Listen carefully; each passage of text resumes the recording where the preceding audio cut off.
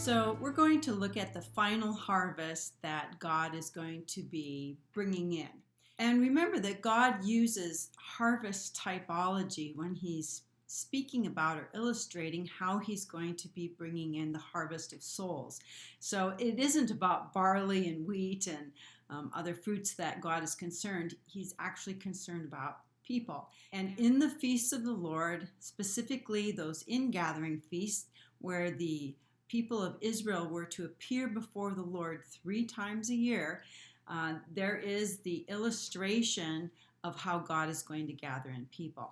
So we've talked about the barley harvest, and we've talked about the wheat harvest, talked about the olive and other fruits, but we haven't talked about the grapes. Okay, so the grapes are harvested in the fall, the same time that the olives are harvested, along with other fruits that ripen toward the end of summer and beginning of the fall. Now, in the book of Revelation, the grape harvest is the one you do not want to be in.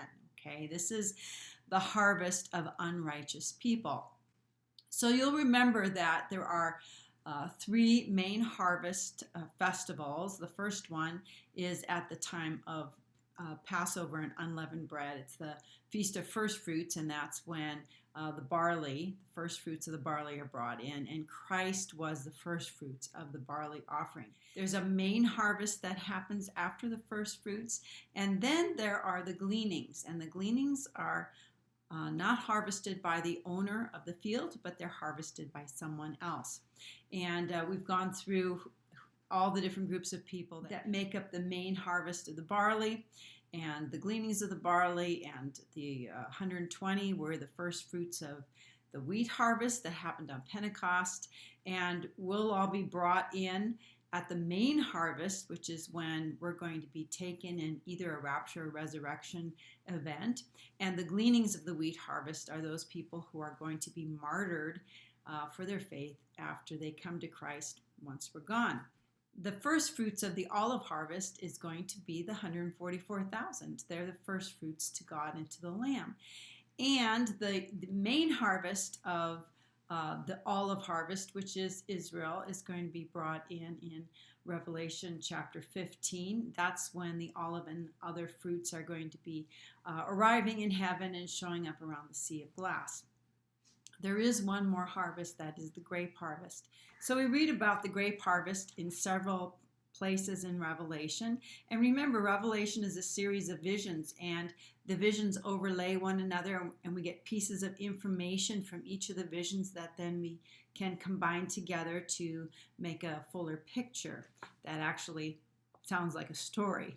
So we can expect that with the grape harvest, we're going to have first fruits, and then a main harvest, and then also gleanings. So what would those be as depicted in the book of Revelation? So there are a couple passages that speak about the grape harvest. So let's take a look at the first one, and that's in Revelation chapter 14, and that's starting at verse 17. And this is right after one like a son of man, that is Christ, has come and taken his harvest out of the earth and brought them to heaven. These are the people that we're going to see standing around the sea of glass in the next chapter, in chapter 15. And right after he does that, we read this. And another angel came out of the temple of heaven, and he too had a sharp sickle. And then another angel came out from the altar, the angel who has power over fire. And he called with a loud voice to him who had the sharp sickle, "Put in your sickle and gather the clusters of the vine of the earth, for its grapes are ripe." So the angel swung his sickle on the earth and gathered the vintage of the earth and threw it into the great winepress of the wrath of God. And the winepress was trodden outside the city, and blood flowed from the winepress as high as a horse's bridle for 1,600 stadia. All right, so this is a harvest of wicked people. We know that these are the people who are going to be thrown into Armageddon. We read about that in Revelation chapter 16. And this is starting with verse 12. And the 6th angel poured his bowl on the great river Euphrates, and its water just dried up, to prepare the way for the kings from the east. And I saw issuing from the mouth of the dragon, and from the mouth of the beast, and from the mouth of the false prophet, 3 foul spirits like frogs, for they're demonic spirits performing signs, who go abroad to the kings of the whole world to assemble them for battle on the great day of God the Almighty. And then there's this parenthetical statement here where Jesus says, "Lo, I'm coming like a thief. Blessed is he who is awake, keeping his garments, that he may not go naked and be seen exposed." And they assembled them at the place which is called in Hebrew Armageddon. Right? And the next passage that talks about the grape harvest is at the second coming of Christ, which we read about in Revelation chapter 19. We'll start at verse 11 and just read the whole passage, okay? "And then I saw heaven opened, and behold, a white horse. And he who sat upon it is called Faithful and True. And in righteousness he judges and makes war. And his eyes are like a flame of fire. And on his head are many diadems. And he has a name inscribed, which no one knows but himself. He's clad in a robe dipped in blood, and the name by which he is called is the Word of God. And the armies of heaven, arrayed in fine linen, white and pure, followed him on white horses. From his mouth issues a sharp sword with which to smite the nations, and he will rule them with a rod of iron. He will tread the winepress of the fury of the wrath of God the Almighty. And on his robe and on his thigh he has a name inscribed, King of Kings and Lord of Lords. And then I saw an angel standing in the sun with a loud voice. He called to all the birds that fly in mid-heaven, 'Come, gather for the great supper of God, to eat the flesh of kings, the flesh of captains, the flesh of mighty men, the flesh of horses and their riders, and the flesh of all men, both free and slave, both small and great.' And I saw the beast and the kings of the earth with their armies gathered to make war against him who sits upon the horse and against his army. And the beast was captured, and with it the false prophet, who in its presence had worked the signs by which he deceived those who had received the mark of the beast and who worshipped its image. And these two were thrown alive into the lake of fire that burns with sulfur, and the rest were slain by the sword of him who sits upon the horse, the sword that issues from his mouth, and all the birds were gorged with their flesh. And then I saw an angel coming from heaven, holding in his hand the key of the bottomless pit and a great chain. And he seized the dragon, that ancient serpent who is the devil and Satan, and bound him for 1,000 years, and threw him into the pit, and shut it and sealed it over him, that he should deceive the nations no more till the 1,000 years were ended. And after that, he must be loosed for a little while." And then we're going to go down to, we're in chapter 20, we're going to go down to verse 7. "And when the 1,000 years are ended, Satan will be loosed from his prison and will come out to deceive the nations which are at the four corners of the earth, that is Gog and Magog, to gather them for battle. Their number is like the sand of the sea. And they marched up over the broad earth and surrounded the camp of the saints and the beloved city. But fire came down from heaven and consumed them, and the devil who had deceived them was thrown into the lake of fire and sulfur, where the beast and the false prophet were, and they will be tormented day and night forever and ever." And one more passage, and this is in Revelation chapter 14. We'll start at verse 9. "And another angel, a third, followed them, saying with a loud voice, 'If anyone worships the beast and its image and receives a mark on his forehead or on his hand, he also shall drink the wine of God's wrath, poured unmixed into the cup of his anger, and he shall be tormented with fire and sulfur in the presence of the holy angels and in the presence of the Lamb. And the smoke of their torment goes up forever and ever, and they have no rest day or night, those worshippers of the beast and its image, and whoever receives the mark of his name." We can expect that with any harvest, there's going to be a first fruits, a main, and a gleanings.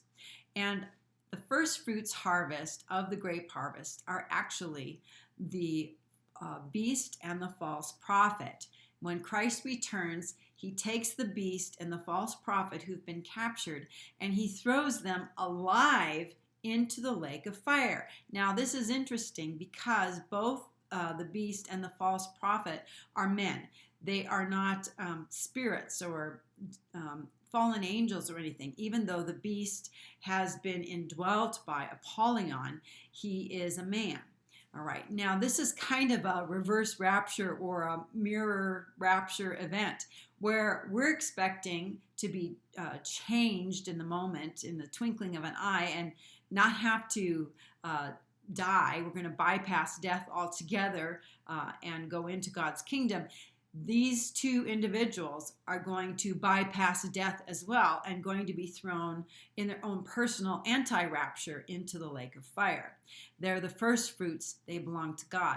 Now, what's interesting in Revelation chapter 15, where we see this last group of people who've been taken into heaven, and they're standing around a sea of glass mingled with fire. And what I believe this is a picture of is there is a glassy sea, which we read about actually in Revelation chapter 4. And now underneath this glassy sea has been lit the fire for the lake of fire. And these people, whoever's thrown into the lake of fire, is going to be burning in the presence of God and the holy angels. In other words, these two individuals, for the whole millennial reign, in heaven, they're going to be seen from God's throne room through sort of a clear glass looking down into this lake of fire. And they are the first fruits for God. These two individuals belong to God in a peculiar kind of way. Both God and the angels are going to watch them suffer alive, having never died. All right, the second group is the main harvest, and those are the people who have died, and then at the end of the 1,000-year reign, they are brought back to life for the great white throne judgment. And these are the ones who are going to be thrown into the lake of fire. It's the main harvest of people who've died, and that includes people who took the mark of the beast and were killed by the Lord. They went into Sheol and will be resurrected at the great white throne judgment to be cast into the lake of fire. The final entity, who is the gleanings of all this, is actually the devil and Satan. Now remember, the beast and the false prophet are cast into the lake of fire. Christ kills all those people who come against him, but Satan, he can't take.